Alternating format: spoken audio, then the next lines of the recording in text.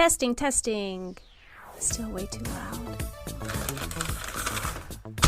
Dang it, Jamie. Can you please come get Ellie? Okay, let's try this again.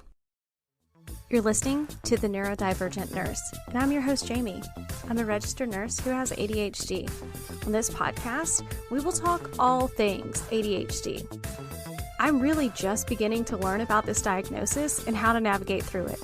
But I am so excited to take you on this messy and raw journey with me so that we can learn together. So let's get started. Hello, all of my neurodivergent people. I feel like it has been so long since I talked to you last, but per usual, I take a vacation during summer, normally June, July, August, or July and August, and I forget to let you know. I'm so sorry, but summer is my favorite time of year. My birthday is August 1st. I normally go on a long vacation during that time, etc., etc., etc. But I'm back, and it's time for you to start enjoying The Neurodivergent Nurse again on a regular basis.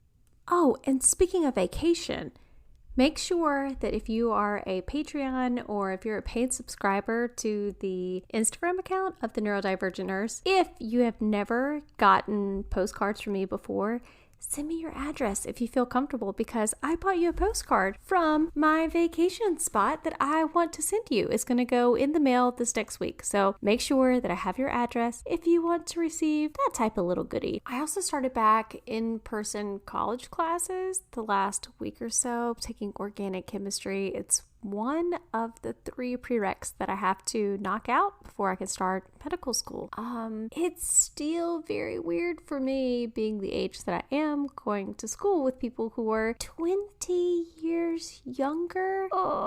But in lab this past week, I had to do a lab with a partner, whatever reason. I connected with this guy and he was my lab partner. And so I told him, hey, I haven't done chemistry in a long time. He said, yeah, me neither. I was like, no, you don't understand. It's been about 20 years for me since I took general chemistry or inorganic chemistry. And he just cocked his head the way that a dog does when they hear a really high-pitched noise. And he said, wait a minute, did you say it's been 20 years since you took Gen Chem? And I was like, yeah. Because I thought you were 20. So yay for the confidence booster, and ooh, that people look at me very weird to be my age in class. I also didn't realize how difficult it was going to be going back to in-person class and not have my mom to call or text after it's over. The first day of class was really such an emotional one because the people that I typically had, for whatever reason, they're no longer there either. And I've always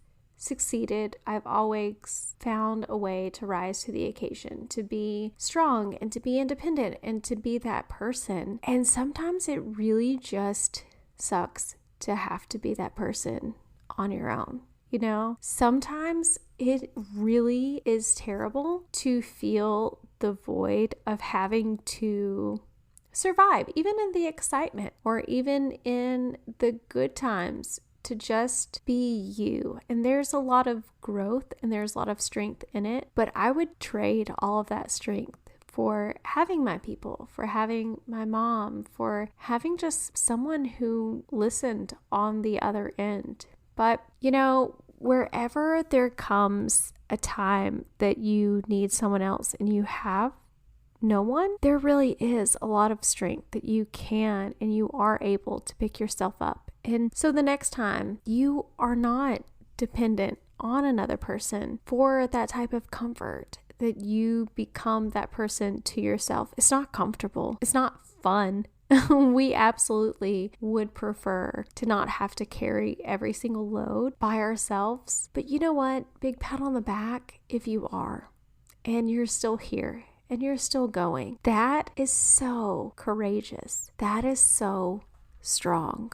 On today's episode of The Neurodivergent Nurse, I want to talk to you about something that is really important to me that I feel like I have been consciously making an effort in ever since I found out that I had ADHD, and something that I recognized that was problematic 10, 15 years ago in my first marriage. And that is coping with heightened emotions when you have ADHD. If you've been a part of my past webinars, then maybe you were on one of the ones where I talked about the frustration that I would have and how I could not handle it and I couldn't keep it inside and it would suddenly just erupt and I would put holes in walls by kicking and other very, very, very, very embarrassing things in the way that I would respond to criticism, to rejection, to whatever. Was it right? Absolutely not. Was I embarrassed in the moment?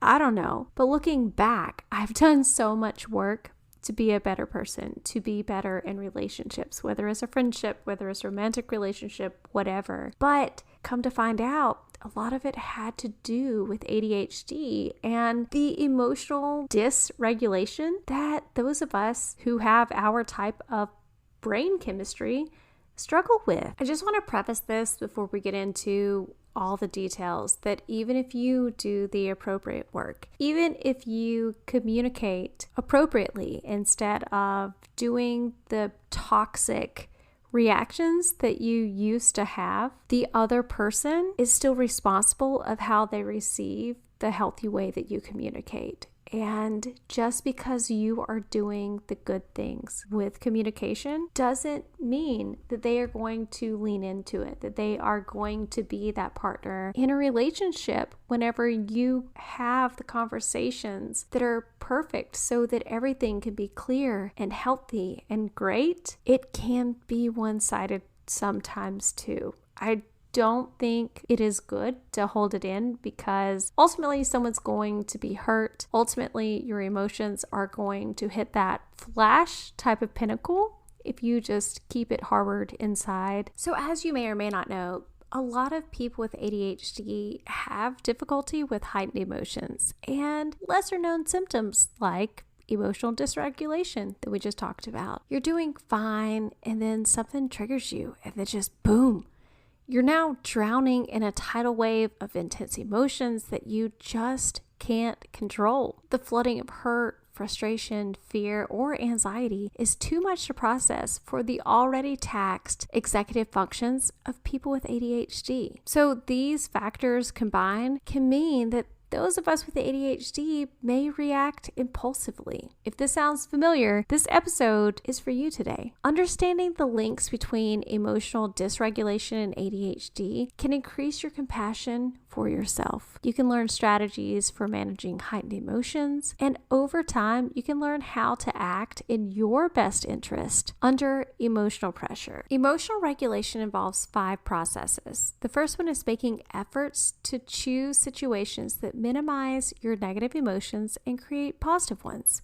The second is controlling what you can in a given situation. Number 3 is paying attention to the elements of a situation that make you feel okay. Number 4, reevaluating situations that upset you. And number 5, changing actions that are purely based on negative emotions and may make things worse for you. Impulsivity and executive functioning challenges can heighten emotions. Impatience, frustration, and anger may come on quickly, they may hit with intensity, and it can last for a really long time. Whether the tidal wave of negative emotion comes from thoughtless comments like, "You're making me feel the same way that she made me feel before." It could also come from an unpleasant interaction. Like, "I've explained this to you 10 times before. Are you stupid?" Or a disturbing headline that we read, like the Delta variant is spreading rapidly. The prefrontal cortex, often known as the thinking brain, simply cannot manage the rapid rush of feelings. In this situation, the emotional brain of ours takes over. Mental health researchers have found emotion regulation deficits in about 34 to 70% of adults with ADHD from all backgrounds. Fortunately, you can take evidence-based, actionable steps to develop emotional regulation. These are easy to do right now. The first thing you need to do is slow down and name your emotions. So here are a couple techniques to interrupt heightened emotions. The first thing you need to do is identify your bodily signs. Maybe it's shortness of breath. You start feeling your heart rate increase. You may start speaking in a louder voice, or you may start to sweat. Those can indicate that you're being triggered. The next thing that you need to do is create a plan for what to do to center yourself so that you can take a pause. Go to the bathroom, wash your hands, wash your face, something like that. Maybe even step outside for fresh air or listen to some music if you can. The whole goal of this is to give yourself some time and space between what you're feeling and what you want to do. In order to do that, you could try a couple of these techniques. The first thing you do is write the options of your plan in your phone so that you can access it easily. The next thing you do is feel free to say to someone who is sending you off, I need a minute or two to catch my breath. The third thing you do is say, let's take a 10-minute break and come back to the discussion. I have found personally, when I start feeling that my emotions are starting to get very heightened, I feel like I'm being attacked, whatever the issue is, to say, hey, I love you, I care about you, I know that you are not meaning this in a malicious way, but I need to take a break. We're going to carry on this conversation at a later time if you want to, but right now I just need to take a break. But everything is going to be okay, and it is okay right now. I just need that time. Side note, that time is within the next, day or two, not weeks or months after. So it may be very, very difficult to try to go through all of your thoughts, everything else, to make sense of what's going on with your head, your perceived rejection, maybe legit rejection. But you taking time away to be able to collect your thoughts does not mean that you take months away from your significant other, because that may not have a very good end result for you. The next way they can help your heightened emotions is mindfulness practice. Recent studies suggest that mindfulness may help symptoms of ADHD and struggles with emotional regulation in both children and adults. You might want to try one or all of these 3 meditative techniques. The first one is body scan. The second is your sitting meditation. And the third is mindful yoga. Mindfulness brings you back to the present moment through awareness of your body. This awareness can give you the pause that you need to redirect strong emotions. It can also help you develop emotional awareness. You can often join mindfulness practices through churches, community centers, or even online. There's so many apps that you can use to practice mindfulness in your own home. The next thing that you can do is listen to your thoughts and learn from them. So a comparative research study found that people with ADHD often unconsciously engage in these types of thinking. The first one is self-blame. You think that everything, it's just all your fault. The second is blaming others.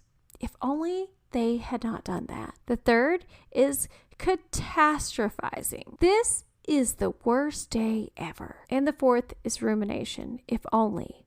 What if? If only. What if? If you're experiencing negative emotions, you could try writing down your thoughts. It may take work, but you might consider reframing repeated negative thoughts as, I did this one part really well, or maybe they had good reasons for their actions, or the morning was rough, but the day is getting better, or I'll let it go for now. Tomorrow is another day. The next thing you can do is body work. Your spirit and your mind play a role in emotional regulation and ADHD. So does your body. A review of research on ADHD found that exercise can reduce symptoms of ADHD in adults as well as children. I feel like exercise is the answer to everything. It is the correct answer if you want to fix any type of mental health issue, problem, disorder, etc. So, of course, this has to be on the list because exercise improves executive functioning and emotional regulation. Cardio exercise is particularly effective, and non-cardio exercise also has some effect. I also personally think that it is very important prior to your emotions getting to the place that it is for that person that you love and the person that you care about to say, hey, I anticipate this being a very difficult situation for me, and I apologize of how my anxiety may exist, how my anxiety may come across, but I just want you to know that it's not true about me, but here are the ways that I'm feeling. And so your person, your family member, your significant other, they can also find ways that they can give you extra care and attention or whatever is needed in those moments of vulnerability and the times where emotions may just run off track because no one else knows how it's going to affect you. But in that communication, maybe, just maybe, that person will love and care about you enough to also take those steps so that you feel safe in those situations because you communicated it very clearly. Or if your emotions start getting very heightened and they start getting the way that doesn't really reflect you, then maybe that partner, significant other, that family member, they may know that it's not really coming from you, but it's coming from a place of insecurity, it's coming from a place of anxiety, and they know how to react now because they had time to mentally prepare for it. And again, not every person that loves you is going to respond that way, but it doesn't mean that you don't need to do the work to be healthy, to have those healthy communications in place so that you have the best potential for having a great relationship, so that you have the potential for having a wonderful emotional well-being, and that you have the potential to have a very high emotional IQ or EQ. Thanks for joining today's episode, and I'm glad that you hung around until I came back after my break. I'm so sorry that I didn't remind you or tell you that I was taking a break for the last 2 months. But anyways, I'm glad you're here, and I can't wait to talk to you again.